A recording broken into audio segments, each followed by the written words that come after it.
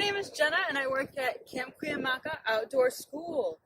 We're sorry that you couldn't be at camp this week, but I'm going to be your virtual hike leader today at the San Diego Bay National Wildlife Refuge. Before we start any hike, we have to make sure that we're ready to go.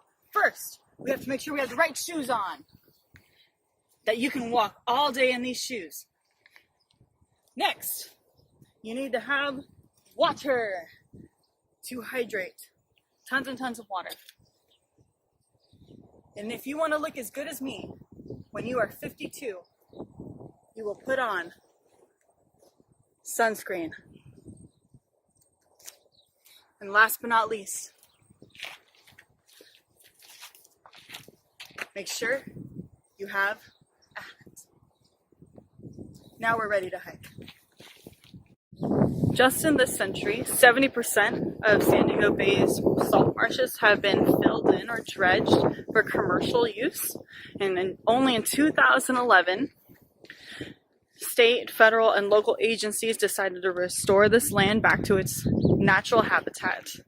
And now it supports a lot of native flora and fauna that come through here. And it is beautiful. And the only reason I know that is because along the entire trail there is informational signs that you can educate yourself and your families on the beautiful wildlife refuge.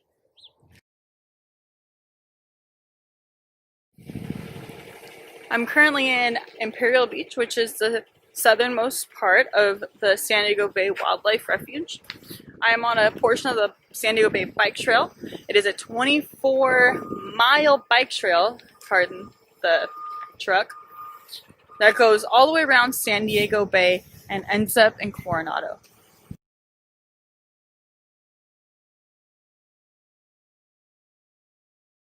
The San Diego Bay Wildlife Refuge is also a birdwatching hotspot. There are an array of different birds that live here, some including, we have egrets, we have blue herons, I've seen the tern migration, greater and lesser tern migration here.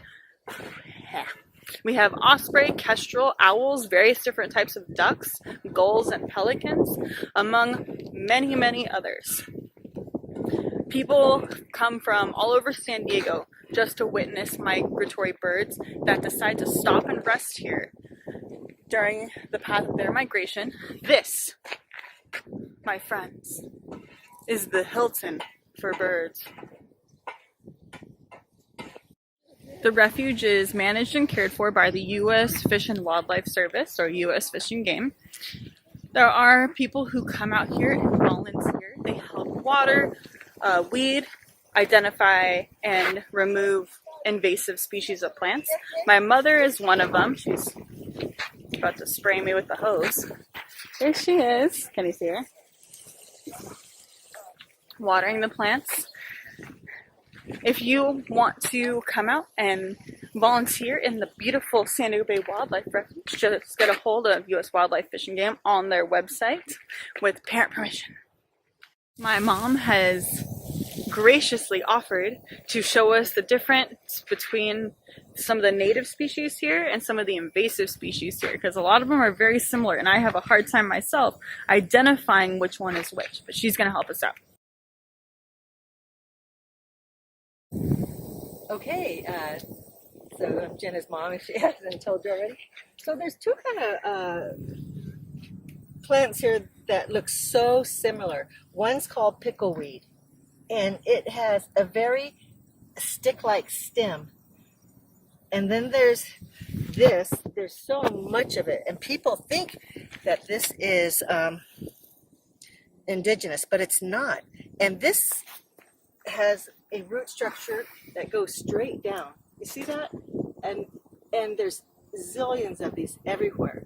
So this is the invasive stuff, and this is what we want to keep here, is this pickleweed, which is a natural plant for this area. Species. So this ice plant is the invasive species, the one that she's holding. Ice plant with a single root system.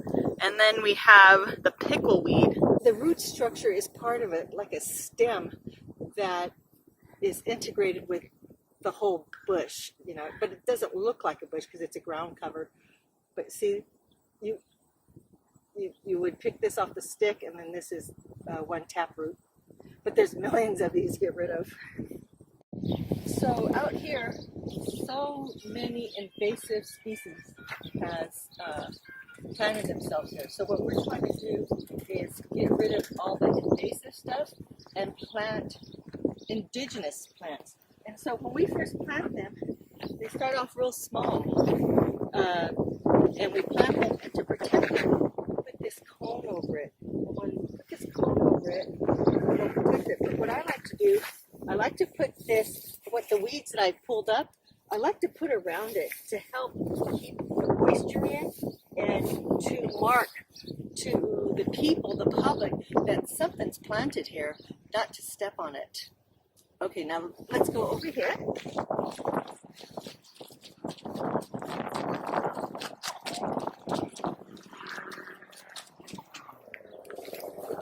Once the plant has taken root and looks good, and I know it's going to survive, I'll take the cone off and I will beef up the mulch once again around it, because this will break down and turn into some good nutrients for this plant. And so this is doing very well. I'm very pleased. Now we're going to move on.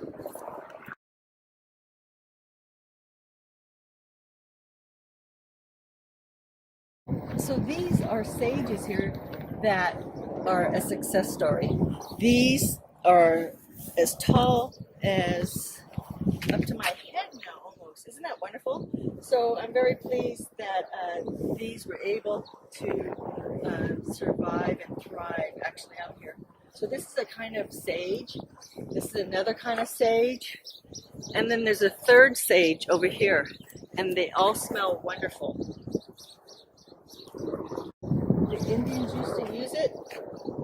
I was told they'd put it in their teeth and suck on it to help with thirst and breath freshener. And it does really taste good. All those students, remember to not put anything in your mouth that you're not 100% sure you know what it is.